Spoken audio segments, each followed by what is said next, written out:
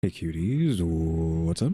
We're back with some more of Reactions After Dark. I don't know why I keep forgetting. Like, I have so many things I have to say. Duolingo, Reactions After Dark, the Daily Node. But we're back with some more Reactions After Dark. And of course, we're going to be watching Influencer hunts for twin lookalike on Instagram and brutally kills her, but she won't say why, by Rotten Mango, of course. So with this, like, I don't know, that sounds just crazy. We're gonna go like in depth into talking about this because we're talking about like doppelgangers, right? But yeah, no hater segment today, no radical break though. Technically, someone was saying like, "Hey, why are you playing the videos fast forwarded?" But it wasn't really like worth getting into like making it a hater segment, right? They were saying it's annoying that the videos are sped up. But yeah, so doppelgangers. This is like isn't this just literally the whole thing about doppelgangers? You know, there's supposed to be someone out there who, like, everybody has someone out there who looks exactly like them, and they're all trying to kill you? Question mark. Like, new doppelgangers trying to find you and kill you, and this is literally that, but documented? Question mark. So, like, is that true? Like, if you saw someone who looked just like you, would you just innately be like, I have to kill that person because they look like me? Question mark. No exact copy of you. Which then that leads to the discussion of, if there isn't like an actual doppelganger, it's just someone who looks like you, is there some sort of innate, I love this kind of like theory when it's used for stuff like this, innate fear or reason that when if your brain sees someone who looks just like you and immediately is like, I must kill them, like, what does that mean? Was there, 10,000 years ago a reason for your brain to have that feeling of, this thing looks like exactly like me, I must kill it? Possibly because, it's going to kill you instead. But usually that's used like for what, like, I don't know, aliens or whatever, because we find the uncanny valley to be so disturbing. It's like, why are we scared of the uncanny valley? Is it because, again, like 10,000 or 100,000 years ago, there was a reason for us to be scared of the uncanny valley, like things that look like us but not quite?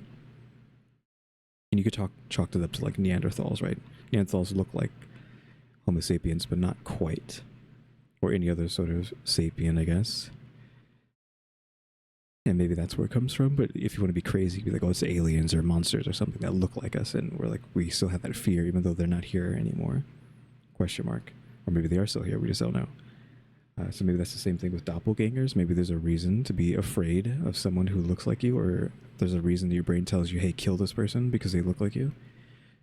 Like, who knows what we were doing 100,000 years ago? Like, maybe that's a threat we needed to deal with? Question mark. So this is just like, wow, like someone actually did the, I don't know, mythos? Maybe, I don't know what you would call the whole doppelganger. I mean, a doppelganger is like a folklore, right? So I guess it's just like they did the folklore tale of they found someone who looked like them and they killed them. It's almost like they're the doppelganger though, because like the doppelganger is supposed to come kill you. So I don't know if it's supposed to be a two-way street, right? Because like, if you're both, are you both the same person? Is there you and then there's a doppelganger? Are you the doppelganger and they're the real person? Like, if can only a doppelganger kill the real person? Can the real person not kill the doppelganger? If that's the case, well then, is this woman a doppelganger? No, if we're talking about like, this kind of fantasy nonsense, right? We're just being lighthearted right now. Before we're actually talking about, someone who did get killed, potentially. Yes, it's brutally killed, so someone did die from this, but we're just getting into some lighthearted, spooky discussion before we actually get into something that's tragic, right? But yeah, I think we can get into it now. I think I've already spent like a lot of time talking today, and I mean, not just this video. I spent like 2 hours on a daily node video, and I went straight into this, and I still needed to do ring fit after this. So it's like, oof. But I saw this video and I was like, you know what, I need to do this video, so we're going in for this. Oh, I need to come over here and click on it. There we go. Bada bing, bada boom. Aliens just never land in Central Park. They are rarely ever spotted flying above Times Square. It's a thing. It's like extraterrestrial beings just have an aversion to high costs of living and expensive real estate. But you will see a UFO flying over a cattle ranch in the middle of Montana. And the only witness to that is going to be a guy named Dale who takes a quick picture of it on his russet potato that he has now converted into a camera. And I mean, if we're not going to say it's all fake, why would aliens want to be seen in the most human heavy trafficked area? Like, if they're trying to hide, why would they show up in a place that has such a density of humanity in it? Like, obviously they would go to, like, you know, Timbuktu in the middle of nowhere, right? to be fair, maybe the aliens, they could be flying over Times Square and we just don't see it. But the concept of it is interesting. Why always in the middle of nowhere? Why do aliens choose to fly the routes that they choose? It's almost like if you want to go see an alien, you have to go to the middle of nowhere, where you least expect it. And for Mateo, the place that he least expects to see something out of the ordinary, out of this world, is the local pizza shop. Mateo is driving to town. It's a town called Nuremberg. And this isn't... Let me guess. Is he going to see two women who look exactly like each other? And that's where this is going to go. Though I don't think they look too much like each other. I feel like if it's like a fraternal twin lookalike-ish, then that's not good enough to be a doppelganger? Question mark. I know we're using the word doppelganger on the thumbnail, but still, like why go after someone who just kind of looks like you? I feel like there's so many people on the planet who kind of look like you, right? in Germany. It's about Especially if you're wearing like the same makeup or something, right? 2 hours from Munich. He's in the driver's seat. His friend that he dragged along for no reason other than the fact that he did not want to go on a lonely road trip is sitting in the passenger seat. They start driving, and it's towards this highway ramp where there's like a little pizza shop. It's a local pizza shop. Everybody knows this pizzeria. It's not like the most delicious pizza in the world. It's not like the hottest restaurant. It's just been around for a while, and the locals like it. As they're driving past this restaurant, Mateo glances out the side of his window, and in that exact moment, he sees something. And his friend's head in the passenger seat almost hits the dash because Mateo is slamming on the brakes, and his friend is like, what the hell is that? Mateo barely responds. He just says, quote, "Screw Nuremberg. There's something more important right now." He does the quickest U-turn he can physically manage. He pulls right up into the lot of the pizza restaurant. It's honestly a surprise that he puts the car into park because he's... I don't know where this is going, because I'm kind of just like realizing, like, wait, who cares about two people who look exactly the same, right? Maybe he just sees twins and it's like, oh, we gotta go hit on them. Maybe that's where this is going. Flying out the driver's side door. He walks straight up to a girl with very long dark hair standing in front of the pizzeria. She looks very like skittish. Her eyes are really big and she's staring at him and he's staring at her and she's staring at him. And he says the first thing he asks her is, Are you dead? What? She's staring at him and she responds slowly, I don't know. And then she runs away. Mateo jumps back into his car and he's got to follow her because she's not supposed to be here. I mean, she's not supposed to be anywhere. She's supposed to be dead. I don't know. Okay, so that makes more sense, right? Instead of seeing it just in twins, right? Because like there's twins, like who cares? Even if they weren't, right? So just seeing two people who look exactly the same, like there would be no reason to just stop, turn around, go see that. So I don't know where this is going. We would like to thank today's sponsors who have made it possible for Rotten Mango to support the Immigrant Legal Resource Center, a nonprofit focused on immigrant civic engagement, education assistance, and local policy interventions to protect the rights of all immigrants. This episode's partnerships have also made it possible to support Rotten Mango's growing team, and we'd also like to thank you guys for your continued support. As always, full show notes are available at RottenMangoPodcast.com. Disclaimers: there are brief mentions of DV self-exit in today's case, so please watch with caution. Today's case also takes place in Germany, so we had help from our translators to navigate the language barrier as we were researching. We do our absolute best to ensure everything is represented accurately, but do keep in mind that all statements and quotes have been translated and then may even be condensed for brevity. So with that being said, let's get started. Before the dead woman even has a name, they already have a suspect. The police are looking for her. Everyone in town has pointed the finger at who they think they did it. They're tagging him in Facebook posts about the news. The dead woman found in the car, he's the one that did it. And his name is Rowan. They want Rowan to know that they think it's him before he goes down for it. I knew it before the cops did. Those are a lot of Facebook comments, which is exactly how Rowan ends up in this all gray room sitting on a small square table. The squareness is really inconvenient for him because he has one officer sitting on the left, one officer on his right. It's very suffocating. I mean, they couldn't get a bigger table. I'm sure the size is likely the intention though. Usually when the local Yeah, I mean, assuming they're doing it on purpose just to make him uncomfortable to squeeze more info out of him. Though, I don't want to roll back and look at that room, but is that a giant room with this tiny table in the middle? Just to make it even more stupid and uncomfortable? This is the killer in Facebook comment sections. I mean, the police have a picture of who it's going to be, and Rowan does not fit that picture. He's young, like very young, early, mid-20s. He looks fit, he's well-groomed, he kind of has this soft energy to him. He literally has a star tattoo, or not tattoo, a star cut into his hair on the side, if he still has that. That's a big, like, giveaway of whether or not he was there or not, if there's like video proof of that, though we're assuming that this is a woman who killed another woman, right? So I think this guy is just a red herring / people want him to be the one who did it, but he didn't actually do it. It's just he's conveniently is kind of just like a first suspect, right? Because you have to choose so-and-so first when you're looking for a suspect. I'm assuming he's related, or he's boyfriend or ex-boyfriend, whatever. So it would make sense for him to be suspect number one. To him, he kind of looks like an Instagram model. I mean, not that that measures someone's morality. If anything, it probably decreases the morality, but like, it's just not what detectives are expecting, especially because he came in here voluntarily. The detectives were looking for him, and he said, I will come to you. And that is how for the next 4.5 hours, they're sitting in this gray room together on a square table, and the female detectives are sitting on either side of him. And the first question Why are they both female? they ask Rowan is, how are you? He looks at them. You know what? I feel an absolute emptiness and utter chaos inside. That's a direct quote. For the past 24 hours, Rowan says he was scared to go outside. Everyone in his phone is texting him, sending him social media posts, writing things like, you're He deserves all the best. May God grant him a long life. First, I love him from the bottom of my heart. To all of you, he deserves even more. He is beyond description. What? What is going on? a wanted man. They're gonna want your head for this. You're gonna go down for this. So did you do it? Did you kill her? So yeah, I mean, he's seen better days, okay? But why would everyone accuse him of killing the girl that was stabbed 56 times to death in the back of her car?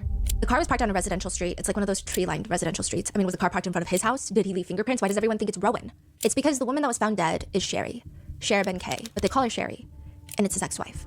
They met Okay, ex-wife. That's obviously a good motive for the ex-husband. So, I mean, not necessarily a good motive, but a good suspect is what I meant to say. Because again, you do ex-husband, ex-boyfriend, boyfriend, dad, brother, whatever, you know, any of the family members. Anyone who's like really close to the person who's died is always going to be suspects number one. They met in 2015. It's kind of like one of those meet cute dramas. He's explaining to the officers. It was at a subway station. Rowan is going up the escalator, and Sherry is walking down the stairs right next to it. And he says, quote, it's a very special moment for me. I mean, I saw this girl, beautiful. Her hair was so beautiful. They make eye contact. The rest is history. But now, Sherry's parents are adamant that Rowan had something to do with their daughter's death. They just know it. The detectives ask him, why do you think that they think you're the one who did it? It's a really, really long story. This all starts unfolding less than 24 hours ago. 23-year-old Sherry tells her parents that she's gonna go see her ex-husband, Rowan, at Rowan's house. But by 10 p.m., she's still not home, and everyone in the family, probably everybody in the town, knows that Sherry and Rowan's relationship, ex-relationship, not good. Not good at all. So whatever they're meeting for could not have gone well if she's still not home. She's also not picking up her phone. Sherry's parents start getting anxious. They're thinking, you know, but it's still Rowan. Like, there's no way that he could do anything. I mean, they jump into their car and they start driving the road that Sherry would have taken to get to Rowan's house. And in the middle of a residential tree-lined street, they stop the car because they're like, isn't that her car? Isn't that not Sherry's Mercedes? They park the car in the middle of the road. They jump out and they start looking in the car. This is not where Rowan lives. It's like on the way to Rowan's house. So it's very weird. Like, it looks like Sherry's car. It has the same tinted windows, but like maybe it's not her car. So they stop, they get out, and the front is empty. It's a E-Class coupe, E300. It's kind of relevant because the back windows are much smaller and they're tinted extra dark. So nobody's in the front, but now they're Yeah, I wouldn't know, right? I don't know anything about cars, right? I mentioned that before, so I wouldn't know. trying to peer through the back. They're cupping their eyes. They're like sticking their faces close to the window as they can. And they're like, it's Sherry. Sherry's in the back. They see in the back seat, there's a woman with long brown hair. She's laying just like splayed out on the back seat, on her back. She has a jacket covering her, but you can see her hair. You can see that she's just laying there and she's not moving. It's not like she's taking a nap. Sherry's parents start pounding on the window. One of them starts with all their strength, just trying to brute force open the door. It's locked. The car key isn't inside the car, which is weird because if this is Sherry's car and Sherry's inside the car taking a nap or something, would the car not unlock? By this point, you know, it's a small residential street. Neighbors have started coming outside. They're wondering who the hell is screaming. A lot of them are angry until they see Sherry's parents and they're like, oh, okay, we have no right to be angry. Something bad is happening. We gotta help. Some of them are coming up trying to smash the windows with Sherry's parents. Someone tries to break in through the passenger seat. Someone's trying to crawl under the car. Like, someone's calling 911. It's chaos.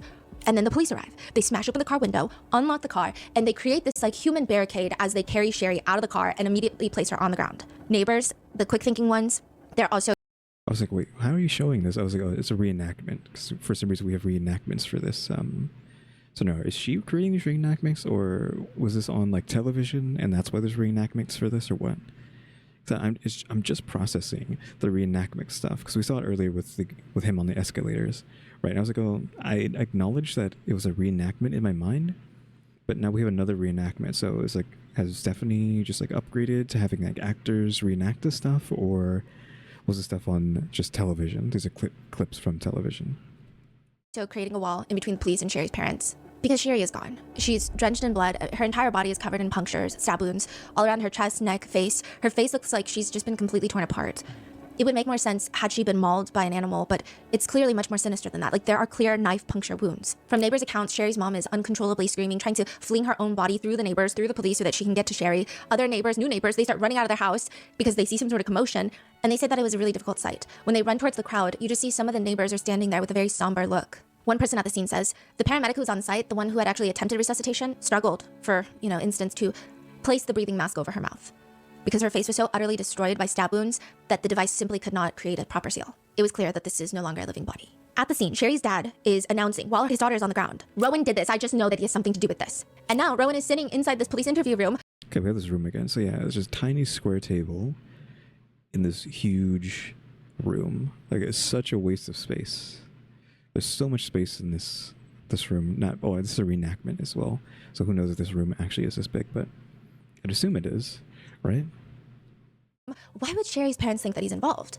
Rowan tells them everything about their relationship, Sherry getting pregnant, her parents, the soap incident, everything in between. And then he tells them, you have to understand, I was with Sherry for 7 years. I went through a phase where I was so desperate for revenge, was driven by vengeance. I was really scared that either she would hurt me, I would hurt myself, or that she would force me to hurt her. After 4.5 hours, everyone in the interrogation room decides it's time for a break. Rowan is not formally under arrest, so he asks to go outside to smoke a cigarette. And as he's lighting up his cigarette, taking his first, quote, I took a deep drag, the female officer walks out, and she's got like a weird look on her face. And she just says, she's alive. She's alive? Yeah, like... Like what? It's like, what do you mean she's alive? That doesn't make any sense. I know that's like, sounds crazy to them, but they saw the body, they saw the corpse, right? Who knows? I mean, it's probably not buried by now, right? But they have the corpse. So what? It's weird to be like, hey, she's alive. Like, what do you mean? I know we're talking about like the woman who did it, but why would they even assume that, question mark, when they have the body, unless they think some sort of supernatural thing is happening? What do you mean she's alive? He just got grilled for the past 4.5 hours because they thought he killed her. What do you mean she's alive? They confirmed that Sherry was just now found alive, caught on CCTV camera, a dead woman walking, or at least she... Okay. Sherry is still alive, so his ex-wife is still alive. Sherry killed the doppelganger, question mark. That's what's happening, because it was... Okay, now we understand. Assuming this is Sherry, not this woman who might be Sherry. I guess how would they even know other than just like looking at them? They should have done a DNA test, but I guess it's too early for that, right? I'm guessing that's what's happening right now. Sherry killed a doppelganger, question mark, and then just ran off somewhere, and now they found her. So they don't know who the other woman is now. Rowan says in a very confused state, like, Sherry's alive, but then another girl is dead. Yes, but then who is the other girl? And why was she found dead in Sherry's car? It seems like a modern book trope. You meet your doppelganger and they slowly come into your life and they decide, I think this is my life now. And they do whatever it takes to slowly drive you crazy, isolate you from your loved ones, and then one day you go missing, you come back, you knock on the door, and a woman who looks just like you opens the door and she claims that she's you. She's married to your husband, your kids call her mom, all your friends think that she's you, but not only that, they like her better than they ever liked you. What the hell is going on, okay? That seems like a new and fresh trope, but it's actually a trope that's been around for hundreds of years, because... Well, yeah, I mean that, but there's also just doppelgangers in general, where I'm pretty sure they're supposed to come find you and kill you.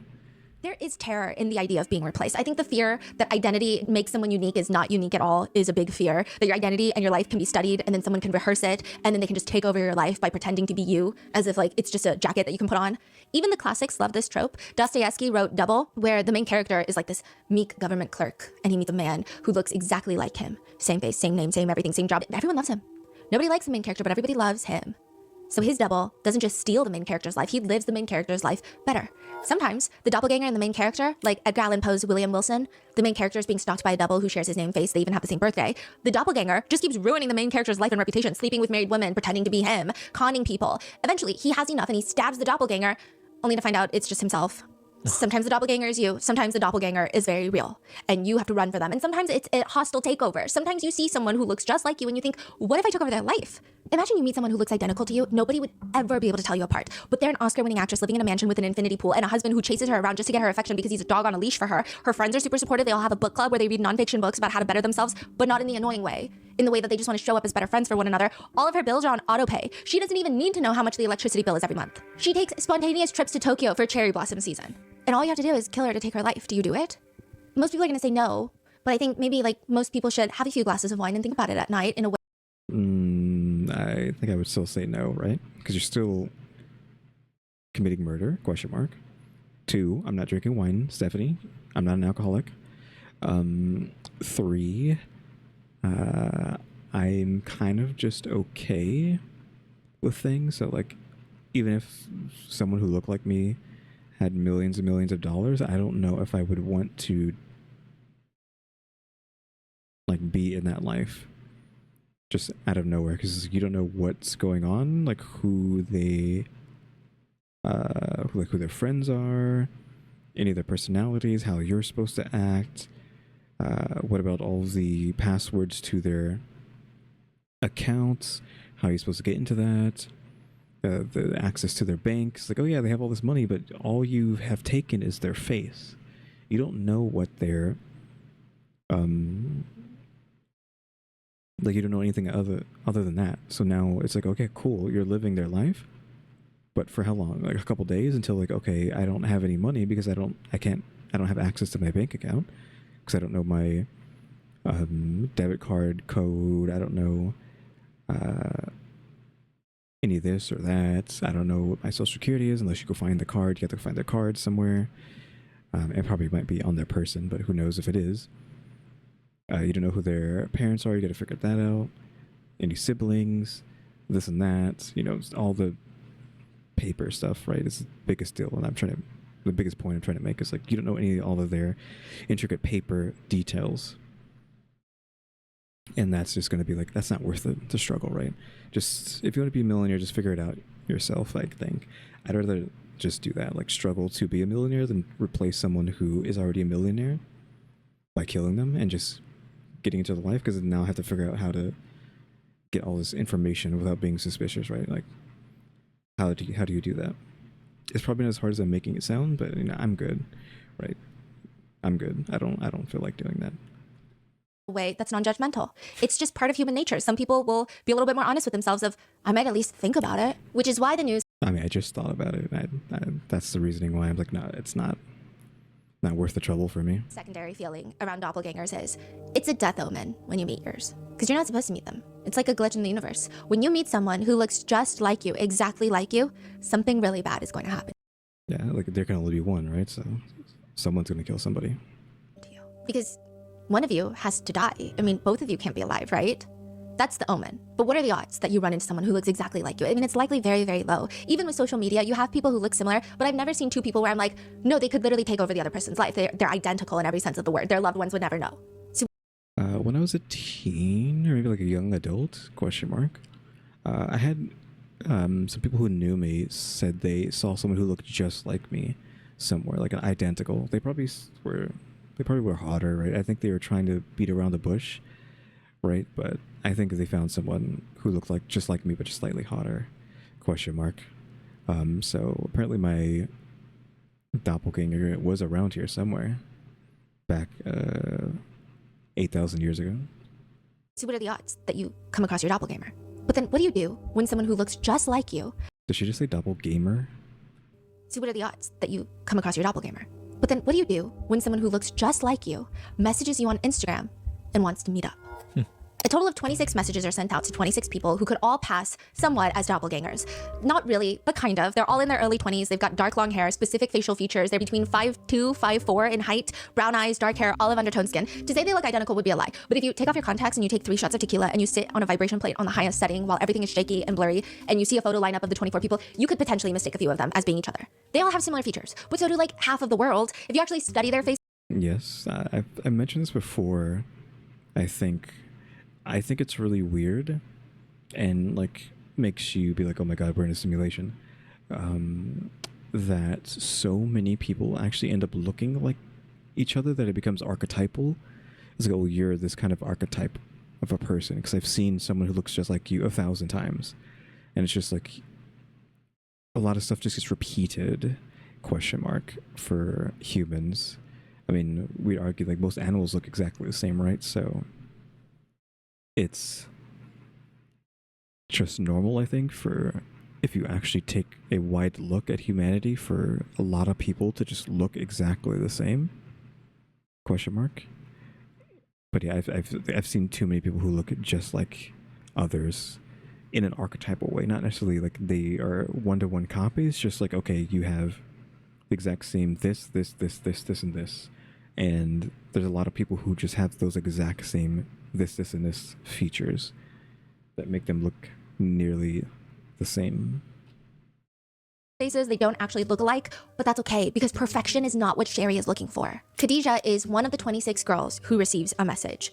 A lot of people online have been calling her a beauty blogger, and she certainly is beautiful, and she certainly has a high interest in makeup. She also— Wait, have I heard of this one before?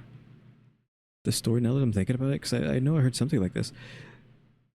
Did we hear about this in like a compilation video where a woman and her boyfriend found another woman and like tried to kill her to replace her? Like they were trying to replace her, but like make it seem like she died, right?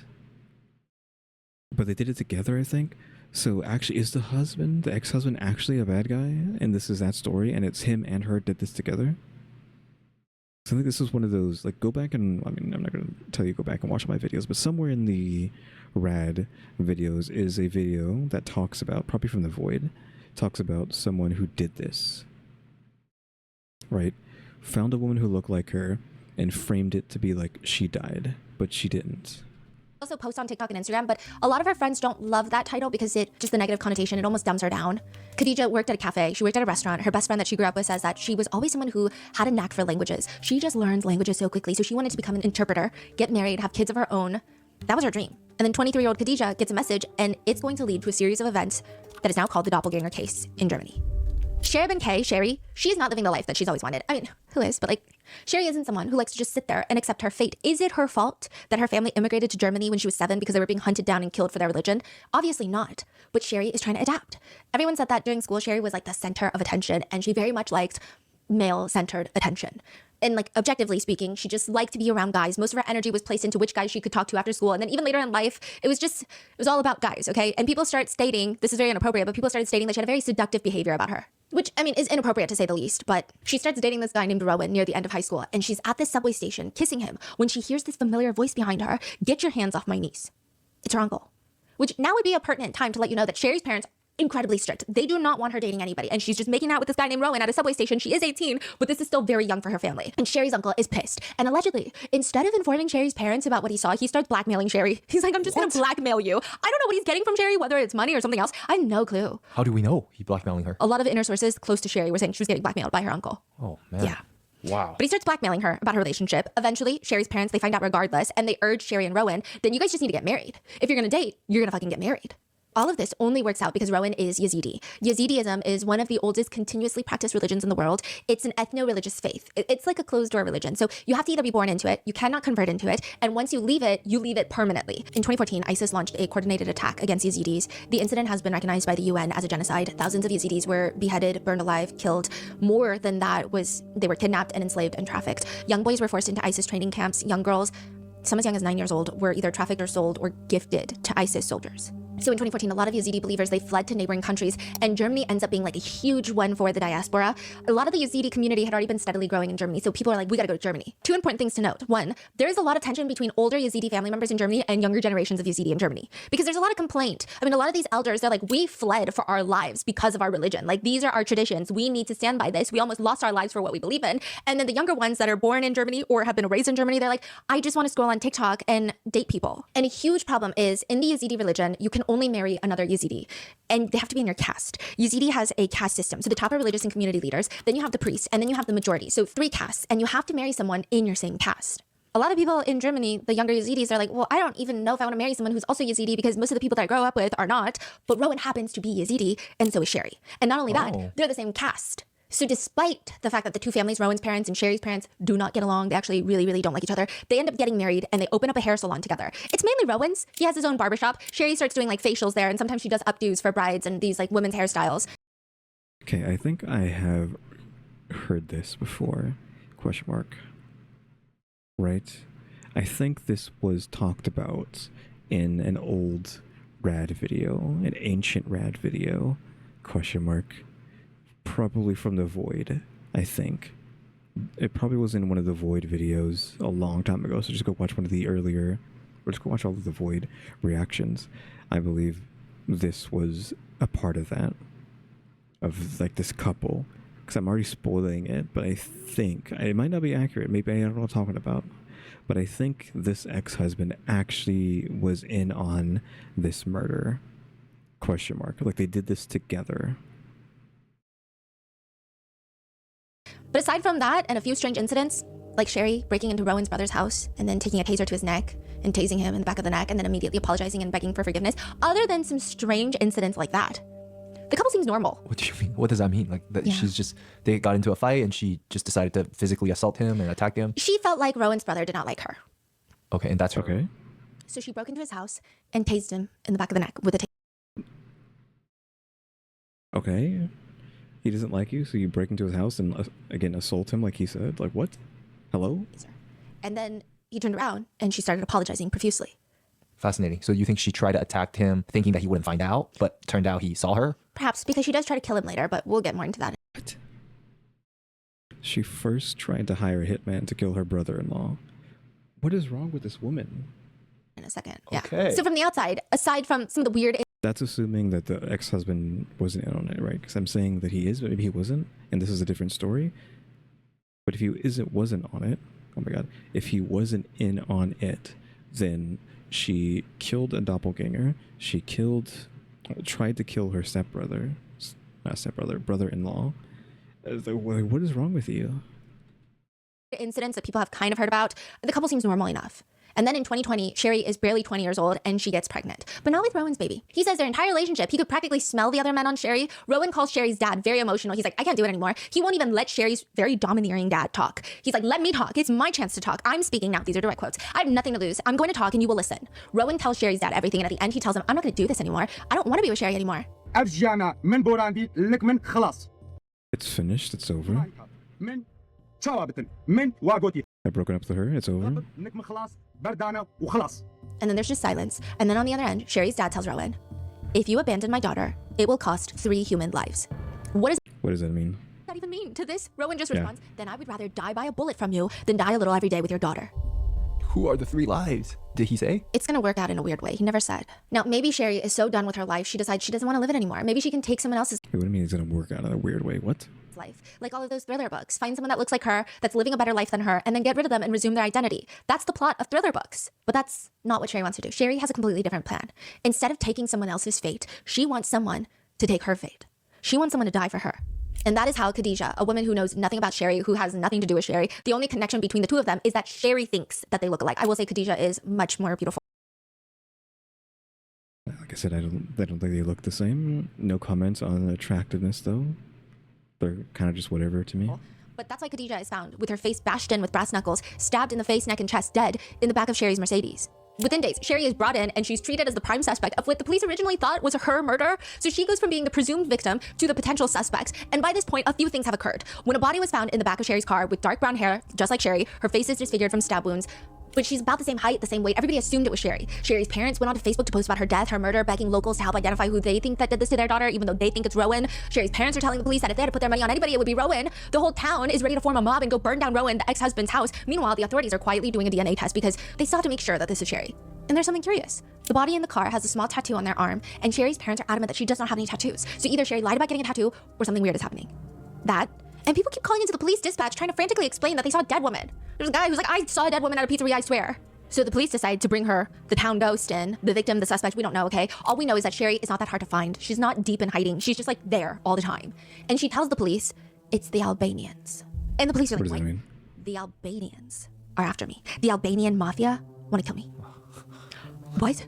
Okay, so the first person that Sherry points them to is a man named Shakir. He's the one that did this. He's after Sherry. So the police go after him, and they also arrest Shakir. The investigators, they start putting the pieces together. They quickly arrest Sherry and Shakir, but they still need to figure out who the The victim's friend was at the hotel with the killer. body in the car is. They cross-reference with missing persons alerts in the neighboring areas, not just this town, but all the surrounding towns, and they identify the body to belong to Khadijah. And I'm only saying first names because German privacy laws identify each person as just their first name and last name's first initial. So it's like Sherb and Kay. Once authorities figure out that the woman in the car is Khadijah, they can actually start getting somewhere. They go through Khadijah's phone, they go through Sherry's phone, and they find a series of odd DMs on Instagram. The first one reads, "Hey love, would you like to take part in a music video? You have very good charisma and you will be paid very well. You don't have to do much. I would be happy if you would get in touch. Best wishes." It was, from what I remember, if this is something, again, I don't know if I'm remembering this or not, or if this is brand new. I feel like the guy was like in on it a lot more than just 0%. Like he was the one in control of her Instagram, because they're saying she's an Instagram influencer. So I think he was the one in control. I don't know. And it's like a random account that has no followers. That account belongs to Sherb and Kay, Sherry. Just reaching out to Khadijah for a job to be part of a music video. Khadijah is like, "Hey, I'd be up for it, but I guess it depends on the genre of music and where it is." It's a well-known artist, and you probably know them too. Okay, what's their name? Maybe I know her. And where would the shoot be located? The shoot would be in Offenburg. You definitely know her, but this would all have to be kept secret until the song is released. They tell Khadijah the name of the singer, and it's a pretty big artist named Loon. So Loon has over 1 million fans on Spotify, almost 400,000 followers on TikTok, and Khadijah thinks it's a secret project, so I can't tweet about it. But like I could DM Loon and ask Loon directly. And the police find all of this on Khadijah's phone, and she's like, "I hope you can give me an answer because I'm very, very unsure. A woman messaged me saying I'm filming a music video, supposedly for you. You know, I don't know. I'm not sure if it's fake or not. I don't want to go there and then something happens." Ich hoffe, du siehst es und kannst mir eine Antwort geben, weil ich bin I hope you see this and can give me an answer because I'm very, very unsure. So this is what, like her leaving a voice message for Loon. sehr, sehr unsicher. Eine Frau hat mich angeschrieben, zwecks ein Video. Woman messaged me saying you're filming a video, supposedly, Ich for you, and now, I don't know. I'm not sure. weiß nicht, ich bin mir nicht sicher, ob das fake ist. Nicht, dass ich I don't want to be fooled. I don't want to get there and then something happens. dahin fahre und dann passiert irgendwas. Loon responds to her, "Fake sister, don't go." Wow. And she responds, "Oh, okay, thank you." So Khadijah ignores the music video request DM, but then another one comes in from another account. This DM reads, "Hey, good evening. We are looking for girls to test our new lasers. Would you like to collaborate? We offer permanent hair removal with the world's fastest and most effective laser, 100% pain-free. If you're interested in permanent hair removal, you can contact me at any time. We work with a state-of-the-art medical-grade laser that costs $2,500 per session." So they're saying, if you come to the salon and you get this laser treatment done and you just post about it, it's a free laser treatment. The only problem is Khadijah lives 100 miles away from the salon because they give her the address to the salon. What, is it their home salon or? It's Rowan's barbershop. Wow. And it's a 3-hour trip. So the salon manager is like, "Well, you know, I can pick you up from your house and then drop you off at the salon, do the salon laser for you, and then drop you back off at your house." All the DMs lead straight back to Sherry. August 17th, 2022, Sherry and Shakir get into the car together. They drive and they pick up Khadijah, and on the way to the salon, it's getting dark, the sun is setting. In between Khadijah's house and the salon, there's like this very long stretch of woods. It's like a forest. Sherry pulls over, pretending to be lost, and she asks Khadijah to get out of the car to read the road sign. And that's when Sherry and Shakir both jump out. Shakir jumps on top of Khadijah and starts stabbing her. They put Okay, so who is that guy? So it's not the ex-husband. This dude, like, does this guy know Khadijah? Question mark. I'm lost on who he is now. In his relation to the one who's killed. Put Khadijah back into the backseat of the car, drive all the way back into town, park Sherry's car on a residential road between Sherry's parents' house and her ex-husband Rowan's house, and then they leave. Sherry and Shakir leave, but they don't flee. They don't skip town. They just kind of linger around until they're both arrested. Why do they leave town? What's their plan? Who the hell is Shakir? And what the hell does he have to do with any of this? And why does he partake in this murder? Weeks before Khadijah is killed, Sherry is going around being what one can only assume is the world's most insufferable pick-me. She's going to the bars in town, getting drunk, leaning in close to all the guys that she's friends with, acquaintances with, random dudes. "Would you kill for me?" She keeps asking them. Some of the guys think it's a great way to try and impress her and not go home alone. So they're like, "Of course I would. I would do anything for you." But they don't mean it. She knows they don't mean it. Other guys are put off. Some of them are straight up looking at Sherry and going, "Why would someone die for you?"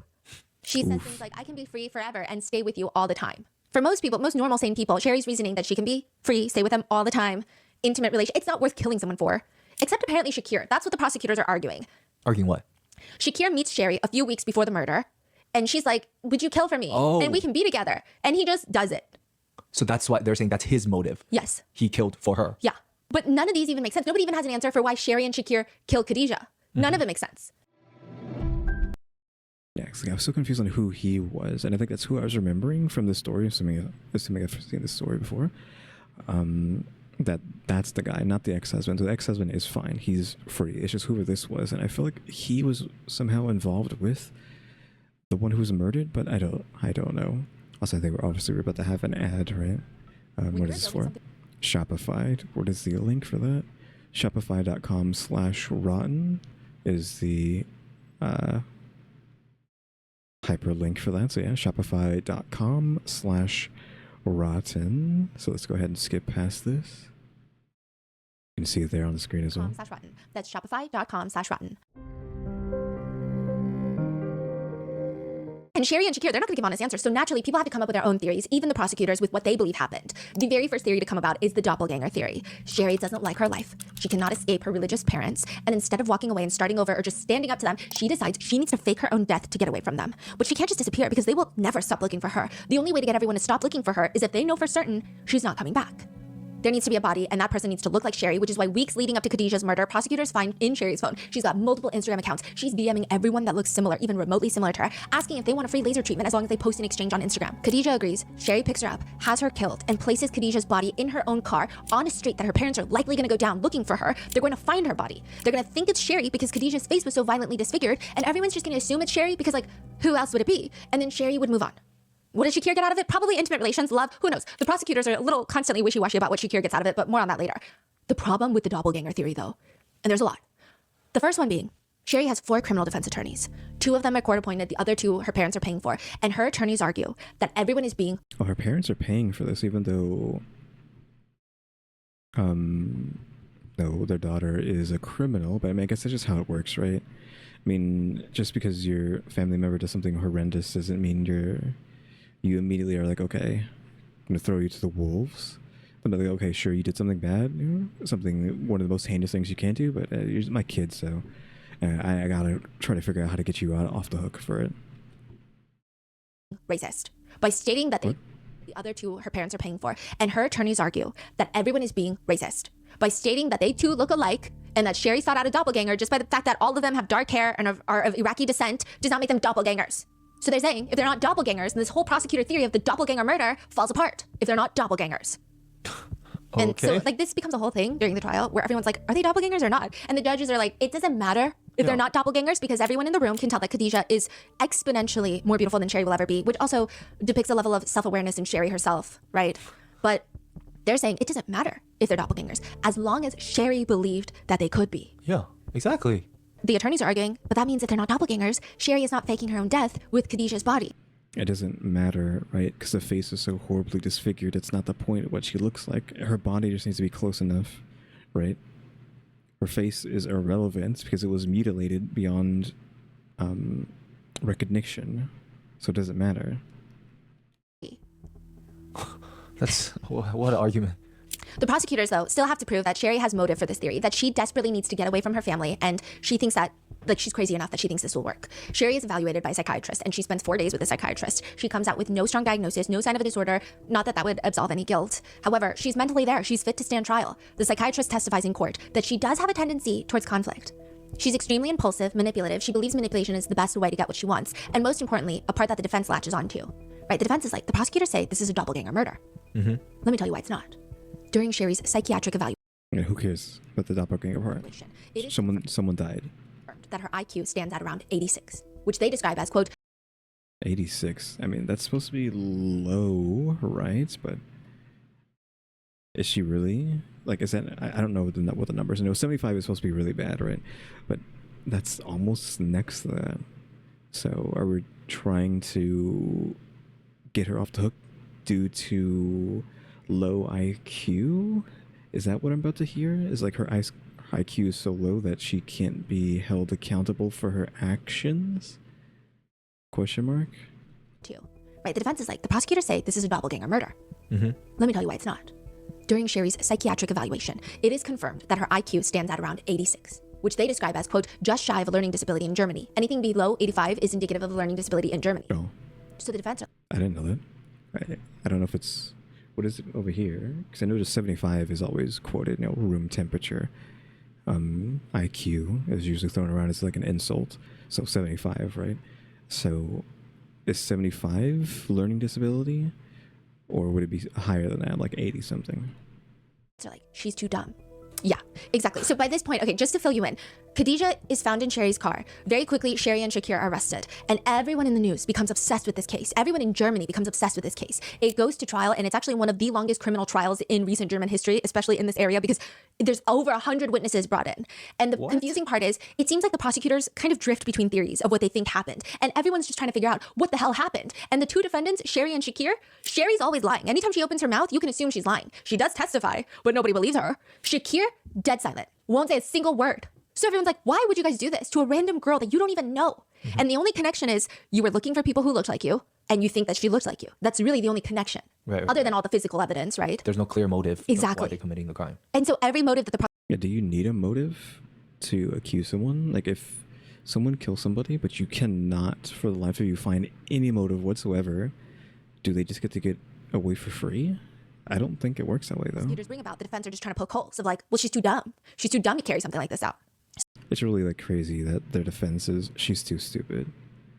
Like that is a defense and a half. Right? 'Cause she's saying they like everyone in the court was agreeing that she's not as pretty as the person that she killed. Like even her herself.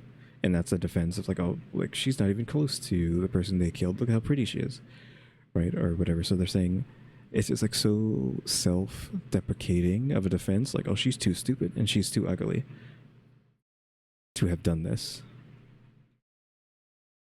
So the defense are like, she barely has a brain, okay? That's what the defense is arguing, which the prosecutors, they start arguing back. We never said she was smart. If she was very, very smart, perhaps she would have realized how horrendous this plan is. But nevertheless, the prosecutors argue the motive is there. Forget intelligence for a second. Sherry has motive. Her life is falling apart. She wants to get away. So she wants someone to take her place for her death. She wants to be dead to her family.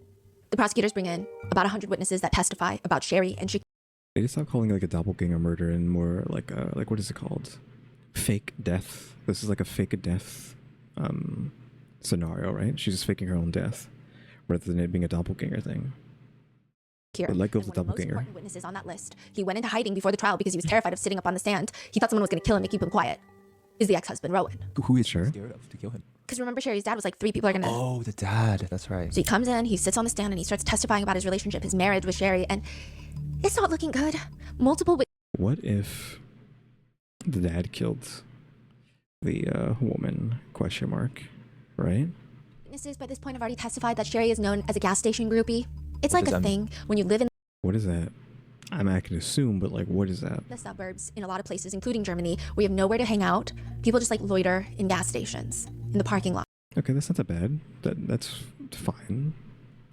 They come in, rev their engine, they pump gas, and then they park near the gas station. They get a Slurpee and a beer, and then they sit in their driver's seat, rev their engine some more, and then hang out So she likes to talk to guys at the gas station. You can't even Fascinating. pay Okay. me to stay in the gas station for 2 seconds longer than I actually have to. Yeah. All the guys with their loud cars, they like to sit there, and Sherry will show up in her Mercedes, and one German reporter describes them like this, and I don't know what this means. They live in the suburbs, but they like to feel as if they're living in New York City in the Bronx. Okay. Like they think they're cool. Right. Like, okay, yeah. I see. You know? I can see the visual. Okay. Okay, it's almost as if this Mercedes also changed Sherry. Rowan is testifying like she has an obsession with this car. She loved this lifestyle, beautiful cars, fast driving, easy money. That's a quote. She's, helping move drugs, and it's very important for her, quote, to drive up and down the famous roads in Munich, listening to loud music and attracting attention. It's like the people that drive circles on Rodeo Drive, and you're like, well, I've seen you 20 times, okay? And he says the beginning of their marriage started out pretty normal. Eventually, Rowan starts noticing this very obvious pattern. Quote, she was always looking for arguments with me, just so she could storm out in anger. She'd be like, Yeah, I'm pretty sure the psychiatrist already said that right now. She's combative, very aggressive. fine, I'm done with you. I'm not doing this anymore. Run out the house and be gone for 3 days. And she would block his number. I mean, he can't even ask where she is, who she's with, and he can see right through it. It's not like a real fight. Like, she's doing this so that she can go be a gas station groupie. And she'll go out with a bunch of guys each time. They're reportedly all in like a criminal world. If he tries to talk to her about it, it's just another way for her to start another fight that lasts 3 days so she can go out and loiter at gas stations. And that's how she ends up pregnant with some other man's child at 20, and she ends up terminating the pregnancy. Rowan tells her he's fed up with her, and he tells her, I'm gonna talk to your parents. I've already called your dad. She turns around, and this is in their apartment. She hits him on the back of the head. She starts throwing things out of the cabinets. She grabs a bar of soap and is like whacking him with a bar of soap. He flees to the bathroom and, quote, she slams my head onto the mirror. Everything goes black. I start feeling dizzy. So then when he wakes up, he's like, I can't do this anymore. I gotta pack my bags. I'm gonna go stay with my brother. He gets into the car and he starts having an epileptic seizure. The police get called out. There's footage of this. The police getting called out, him having a seizure in the car. And he says that because of this marriage, because of Sherry's violence, he had his jaw dislocated. He lost 30% of his vision in the right eye. These are all documented violent altercations. February 2018, she's convicted of aggravated assault for tasing her brother-in-law in the neck, Rowan's brother. October 2021, What about doing like permanent damage to him? Hello? she tried to run her husband over with her car. November 2021, she assaulted her husband with a bar of soap and smashed his face into a mirror. There's a protection order prohibiting her from even approaching her ex-husband. By this point, a few weeks leading up to Khadijah's murder, Rowan says the families have facilitated at least 3 peace meetings. So in Yazidi religion, marital disputes are resolved through community mediation. I imagine like this is when the marital disputes become irreconcilable. Okay, side note, divorce and separation are a huge thing in Yazidi culture. Yazidism is a closed religion, so you can only be born Yazidi and you must marry another Yazidi, or else if you marry someone that's not Yazidi, you get excommunicated. some communities have loosened up the rules a little bit to say that you're no longer excommunicated by your loved ones, but it really depends. It seems as if divorce is not unheard of. It's not encouraged, but more people are open to divorce. However, if after divorce you marry someone that is not Yazidi, that could lead to excommunication. So these peace meetings, it's like when you're about to have a divorce, all the male elders from both families will have meetings and try to talk to the couple to figure out how they can resolve their marital dispute. They have 3 mediation sessions. The first 2, Rowan's like, I'm not gonna do this. Okay, your daughter is like practically certified insane. And they just keep telling him how much she loves him, how much he means to her and all this nonsense. And Rowan is still trying to save Sherry's face, but he wants a divorce. And finally at the 3rd mediation, he's like, I know what I need to say. I just need to tell the truth. He says, if a husband says, your daughter has been cheating on me, then typically the father of the wife will tell the husband, okay, like you decide what you want to do now. And he's like, I want a divorce. And that's the last time he saw Sherry. She moved back in with her parents. And that was a huge problem for Sherry. A lot of Sherry's friends were called in to testify by the prosecutors because the prosecutors are like, the doppelganger theory. Remember, she needs to get away from her parents. Her friends are sitting on the stand and a lot of German reporters are like, this is the most insane trial that we've ever covered in our lives. These little gas station groupies are cursing at the defense attorneys, are cursing at the prosecutors. Oh, you mean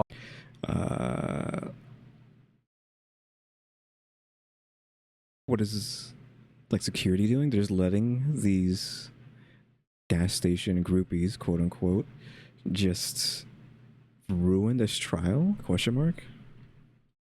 These little gas station groupies are cursing at the defense attorneys, are cursing at the prosecutors. Oh, you mean all her friends are also gas station groupies? Yeah, and all of them are sitting, like some German reporter was like, I mean, of course they are, right? Why wouldn't they? Obviously, she's gonna be friends with people who want to do things that she also wants to do, right? I've never seen someone sit with their legs as wide open. You know, like guys like to pretend like their ding dong is so massive that they can't even. Oh, you're saying that some of the guys are sitting with their legs are like reaching as far as they can. Yeah, in a court setting is just inappropriate. But also, I think it's like. Interesting. At that point, they're like doing splits. So these people are out here supporting Sherry. No, they're just being called in to testify, and they just like snap at everyone. Oh, okay. Yeah. Interesting. All right. So Sherry is complaining to her friends. Her friends are testifying like, yeah, I saw her after the divorce, and she's complaining that her dad would only let her leave the house for 20 minutes every single day. So she goes from living with Rowan, being able to go out for 3 days at a time, be a gas station groupie. Yeah. And what's Rowan going to do about it? Nothing. But now that she's back with her very strict religious parents, after a divorce, they're in full control. They're not letting her out of the house. They're not letting her be a gas station groupie. They're controlling everything that she does, and she's sick of it. One witness said, I saw her in the middle of the road. She was like parked on the side of the road. All of her car doors were open. The trunk was open. So I was like, is she looking for something? I thought maybe her car broke down. So I pulled over. And I'm like, do you need help, Sherry? Like, did something happen to your car? And she dramatically pulls something out. And there's a little tracker in her fingers. And she just tells me, my father, that son of a bitch. I guess she found a tracker in her car, and her dad is tracking her. So the prosecutors are like, look, she has every reason to want to get away from her family, and she can't. Then the prosecutors bring in Rowan's brother. Yeah. Okay, the one who got tased? You know the bizarre incident where she uses a taser to get him in the neck? The brother-in-law testifies, she showed up to my house. I didn't even know her really at the time. I didn't even know who she was. She introduced herself to me as a friend of my brother. She was completely distraught. She was crying, claimed that Rowan was stealing and using drugs. And then she suddenly tased me in the back of the neck with a taser. That's their first time meeting? Yeah. What in the world? And then she ran down the stairs. Then she comes back up the stairs. He doesn't even chase after her because he's like on the ground, tased. She comes back up the stairs and said, I don't know why I did that. I'm so sorry. Please don't tell anybody. And starts profusely apologizing. And he called it. He said, I naturally went to the hospital and filed a police report. And he says, and then they got married. And then I met her uncles. The entire family is weird. They're weird. They also hated me, the brother. They just hated me. You know, one of Sherry's uncles said about Rowan's brother, we have a plan for him. Whatever that means. Like what? What is with these people? Question mark. And then Can I met I? her uncles. The entire family is weird. They're weird. They also hated me, the brother. They just hated me. You know, one of Sherry's uncles said about Rowan's brother, we have a plan for him. Like, what is up with these people? Question mark. Like on like Sherry's side, you know, the hyper strict stuff. Sure, is like that's pretty rough. She's crazy. Don't know if that has to do with the IQ, since that was brought up. They have a plan, quote unquote, for the brother who has done nothing. As from what we've heard, like maybe he has, but like from his perspective, he's done nothing. The dad has a plan for him divorcing. Like 3 people are gonna die because of the divorce now, whatever the heck that means. We still don't know where that's gonna come into play. I think we're gonna see that soon. Question mark? Because Stephanie said we're gonna get to that, right?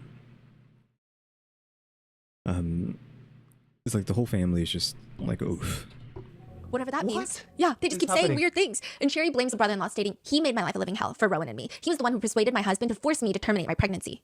So Sherry is claiming that she was pregnant with Rowan's baby, and Rowan was like, that was definitely not my baby, trust me. And Sherry is like, well, your brother was the one that convinced you to convince me to terminate the pregnancy. I mean, both Rowan and his brother are like, that's definitely not true, okay? Now, Rowan's brother testifies, and then the prosecutors then bring in another guy. His name is Vulcan. He gets up on the stand, and he tells the judges, I'm the guy that Sherry paid to kill her brother-in-law, Rowan's brother. Oh yeah, I forgot about that. Like, I don't know, throw the entire family out and like the whole, baby with the bathwater, just throw it out. And I was like, what the hell is happening? He's like, that wasn't the original money-making plan, first of all, okay? So when I met Sherry, originally we were gonna go into business together to open up a COVID testing center. Because like, remember back then, you used to have to go to a testing center, they shove like a 3-foot-long Q-tip up your brain, like you're getting the bottom. Didn't happen to me, question mark. I don't know if I've ever gotten COVID or not.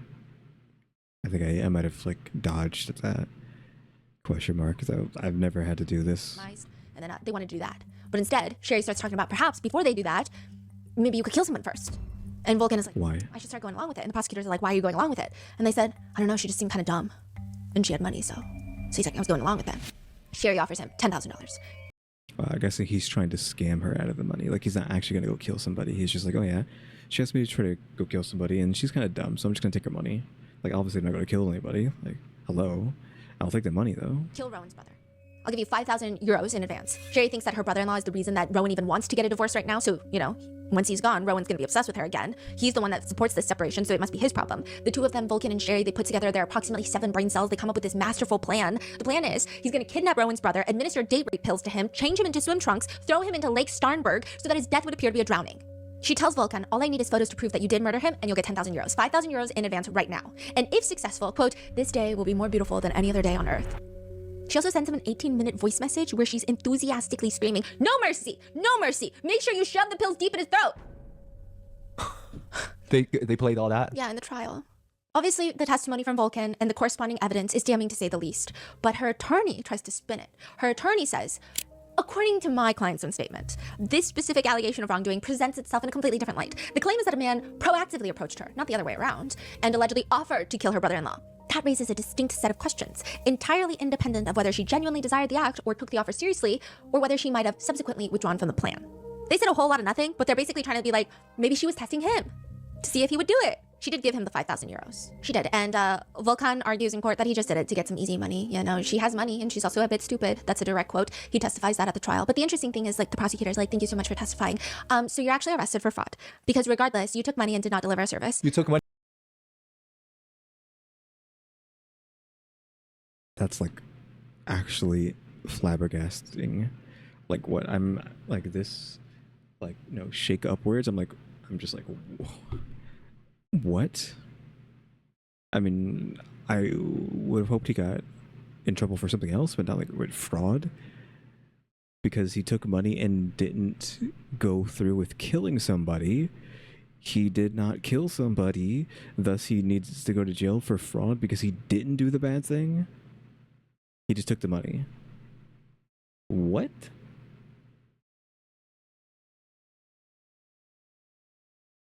Hello?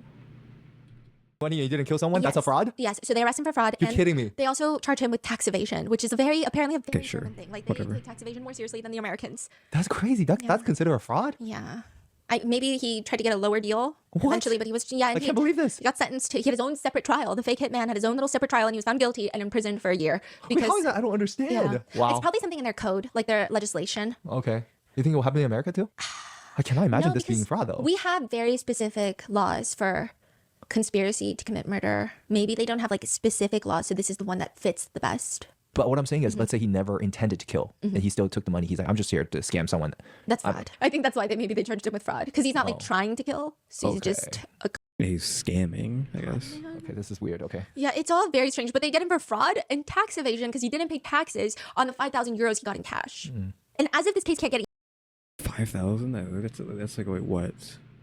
I don't know. Don't ask me about taxes. I would have assumed like $500 or something. Like, he didn't pay $500 worth of tax, so he's like, oh, you're going to jail for that. Like, really? Like $500 or whatever that would have been? Like, he's going to jail for that? even more confusing. The main prosecutor theory is that this is a doppelganger murder, and that's actually what it's known for just when it goes viral on a global scale. But that also kind of has its plot holes because it's an escape where nobody flees. If she got someone to be a doppelganger, killed them so that she could flee. Right. She doesn't flee. Sherry is literally arrested driving around leisurely through town. That's how the arresting officer described her demeanor. If she killed Khadijah to take her place as a dead body, would she not skip town and start a new life? That's like the only good defense is like, why would she still be running around town if she was the one who killed her and trying to run away and flee from like faking her own death, right? That's the only like good defense you could have, but it could just be, again, they keep saying how stupid she is, and I know it's mean for that, but it's like it just keeps coming up. Like, she's so dumb that I don't know. Maybe she doesn't want to. She just wants to stay there. And it's like, oh yeah, like they think I'm dead, so I can do whatever I want now. Like, no one's gonna find me. Describes her demeanor. If she killed Khadijah to take her place as a dead body, would she not skip town and start a new life?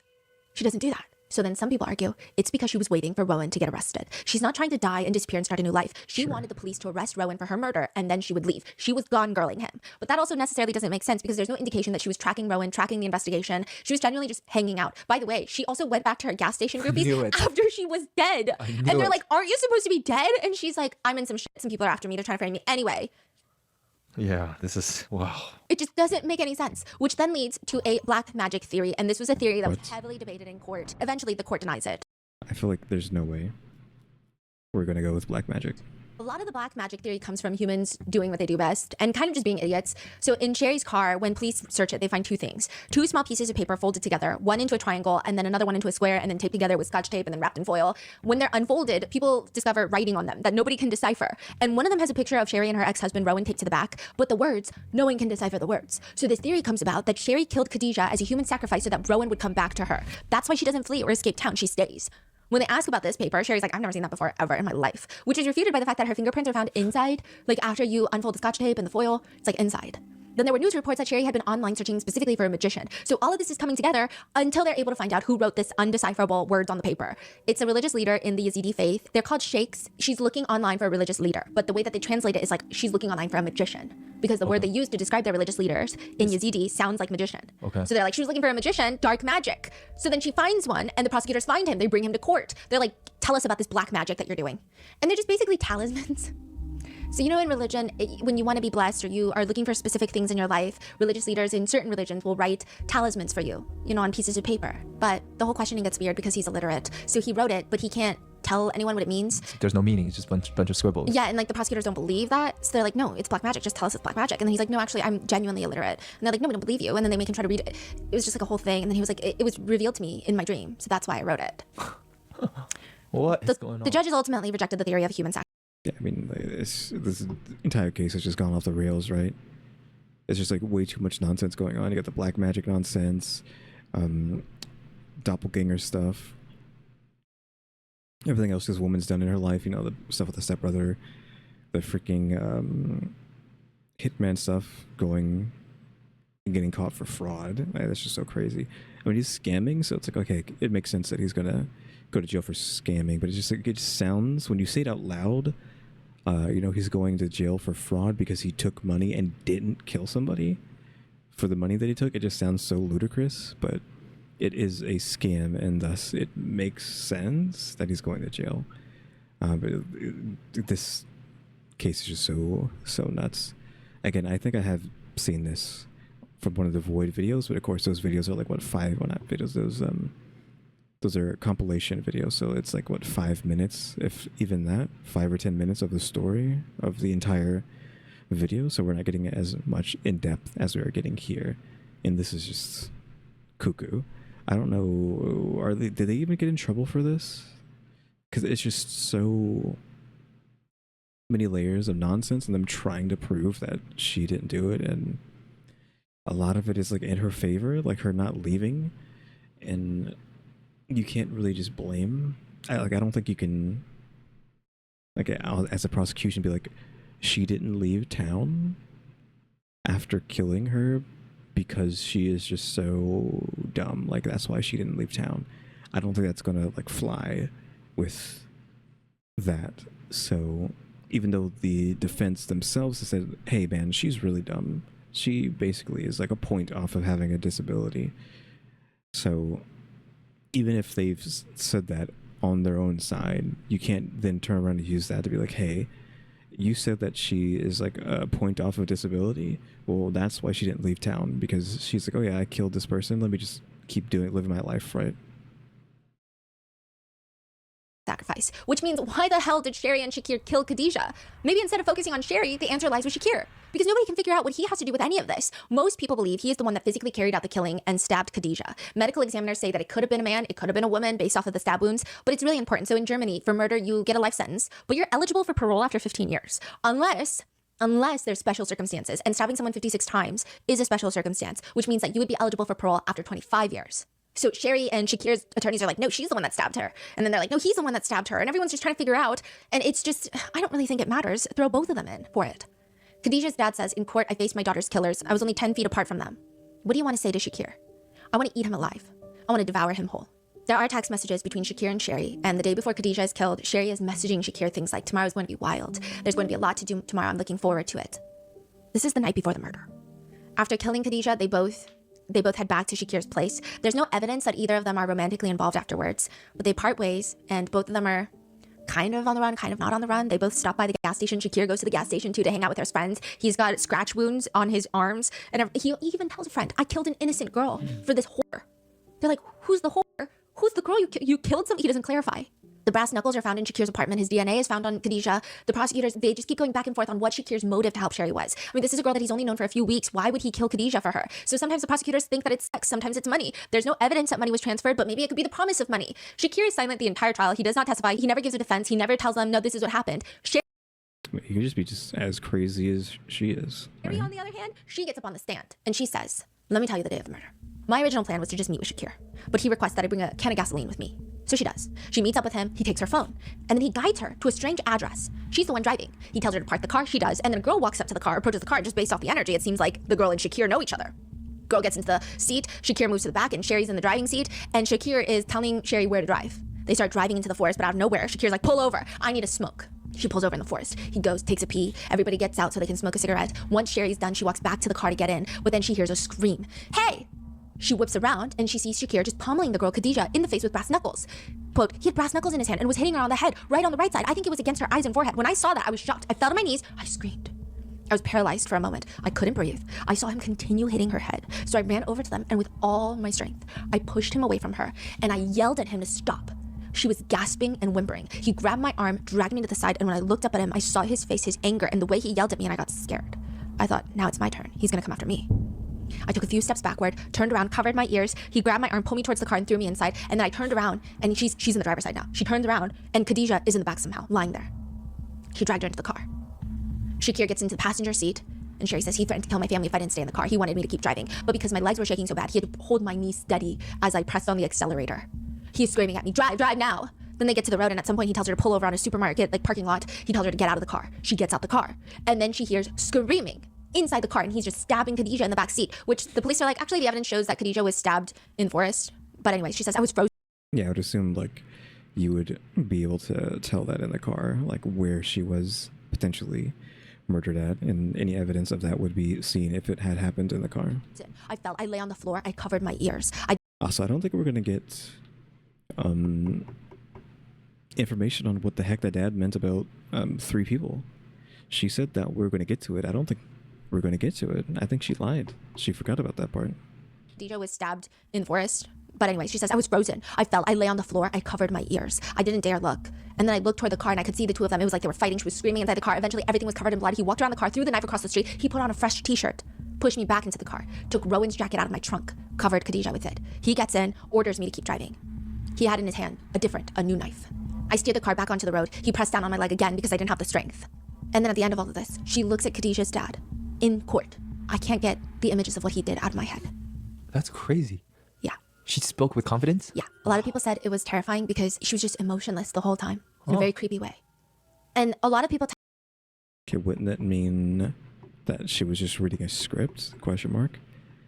I feel like someone, if that's not the truth, someone just fed that to her, but it's like, it wouldn't be impressive that she's able to just give such a dramatic story verbatim potentially. testify about Shakir, and they say that he's actually a harmless guy, which, I mean, I don't know what people's perception of someone can even hold up in court. His ex-girlfriends testify like he's never had any rage or anger towards women. I don't know what any of that means, but something is definitely odd with Shakir. An inmate says that he was given a list of 13 people from Shakir, and he was told that he would get paid per witness that is killed. Who's paying who? Shakir is like, here's a list, and he gives it to his cellmate. And he's like, for each person that is killed before the trial, I'll give you money. That's what the inmate claims. So he wants this inmate to pull some strings to kill some witnesses outside. Yes. Now, Shakir's attorney is like, that's not true at all. The prison guards, they search the cell and they find a list of witnesses and their addresses with plus or minus signs next to them. It doesn't necessarily mean it's a hit list, but it is there. What does plus or minus mean? No one knows whether it could be they're going to say something positive or negative about me, or I want them dead or I want them alive. Nobody knows. And just when everyone thinks that this trial is going to wrap up, most people can't even make sense of the theory. I mean, maybe the doppelganger theory is the most relevant, and then they're just kind of dumb that they don't flee. I don't know. That's like the one that most people are going with. Everyone just thinks Sherry is dumb, but this is the theory that she thought. This is the motive that she originally had. Sure. Then they bring in, right as they're about to wrap, a man walks in to testify, and his name is Furkan. Some people call him Furfur. He's a local rapper. He says that he has a connection to all of them. He's like, I'm connected to Shakir and to Sherry and to the victim, Khadijah. He knows Shakir through a mutual friend, and he claims that he was dating Khadijah and he went back to Sherry's hotel with her. Let me explain. Furkan is an interesting character. Okay, so he mainly stakes a claim at the local club. He's not a gas station groupie, he's a club groupie, and I feel like we can't just like bring in this guy at the last hour. Like we're 3 minutes away from this video being over. You can't just bring in a new character and be like, okay, here's some actual serious stuff that's gonna happen. And of course, we're forgetting about the dad. So is there gonna be a part 2? Because I feel like I need to know what the dad meant by there will be 3 deaths. Question mark. I need to know that. And I feel like this rapper dude is coming in too late to be able to fully talk about whatever is about to happen. And we need more time with that. let me explain. Furkan is an interesting character. Okay, so he mainly stakes a claim at the local club. He's not a gas station groupie, he's a club groupie, and he is described by people who know him as, quote, Furkan is trying to break into the rap scene. He's a big flashy guy with a 10-foot long cloud of perfume trailing behind him. That's pretty much what he's like. He's like, I'm here now, look at me, so everyone, I gotta be the center of attention. Well, recently, Sherry asked Furkan to go back to her hotel with her, and there was this whole incident. This is what Furkan is testifying. He went back to the hotel with Sherry. She had a hotel room, and she's just like trying to unbuckle his pants, is trying to kiss up on him, and he flat out rejects her. He's like, she was trying to pull down my boxer shorts, and I pushed her away, and I said, piss off, you slut. Okay? Whether this is true or not, it's up for you to believe. He thinks that maybe she was upset that he was in love with Khadijah. What? Yeah. So some people are like, either. So he's saying that she killed Khadijah because he didn't want to mess around with her and liked Khadijah better.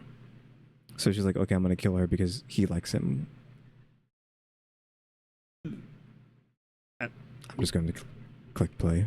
Sherry was rejected and was upset that he liked Khadijah, so she killed Khadijah. Or some people are like, well, maybe he told her to get rid of Khadijah and then they could be together, and that's why she killed Khadijah. Regardless, the day that the investigators went to go talk to Furkan, he had gotten rid of his phone, which is very suspicious. But they think there was no evidence to link Furkan to this crime. There's no investigation into him being part of anything. But it just leads people to wonder if there's a bigger reason to why Sherry specifically went after Khadijah. Was it because Khadijah was one of the only 26 people that responded and was willing to meet up? And is this a doppelganger murder? Or is this a murder out of jealousy? Like, what is it?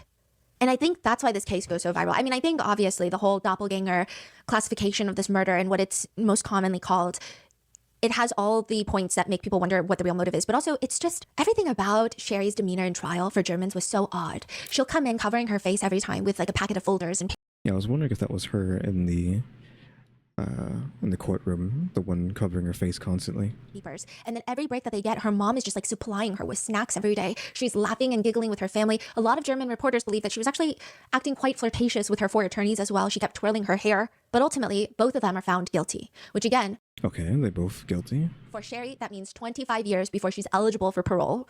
And for Shakir, it's 15 years. Khadijah's dad is very upset with Shakir only getting 15 years. He was really distraught. He says, in the courtroom, I saw things I never expected to see. Things that cannot be understood with the mind. But did I see the truth? No. Some netizens have taken to point out that Sherry was delusional, thinking Khadijah was a doppelganger because it's so obvious that they look nothing alike and that they don't even compare. But with that, that is the doppelganger murder. What are your thoughts on this case? You let me down, Stephanie. You did not tell me what happened with the dad. What did the dad mean by the 3 people? Stephanie? Like, what did you can't just say that and say we're going to get to that or whatever she said, right? And did not clarify ever. And just forget to clarify. Case. Let me know in the comments and I will see you in the next one. And so that is that. Again, I think I've heard about this one, but of course I did not get like an hour's worth of info on that the first time I heard about this, which was of course like a year ago. This is just another one that's like, okay, I don't even know what to say about this. it's just so much nutty nonsense going on throughout the entire case. It's just like, I don't know. I guess we're just not going to know why they did it. I mean, they at least got life, right? Life in prison, but they can get parole at 15 and 25. And I think she's getting 25, right? The guy is getting 15. I don't know what the ruling on him getting a shorter sentence or a shorter sentence to be let off on parole. I don't know what would have caused that, but you know, whatever. The whole family is just crazy, right? Like I don't know what was wrong with him. Something is wrong with him. I wouldn't be surprised if freaking the dad did it, or the family did it, and she didn't even have anything to do with it. Like, it's just that crazy of a situation where I'm just like, I don't know. Question mark. But I think that's just going to be it for today.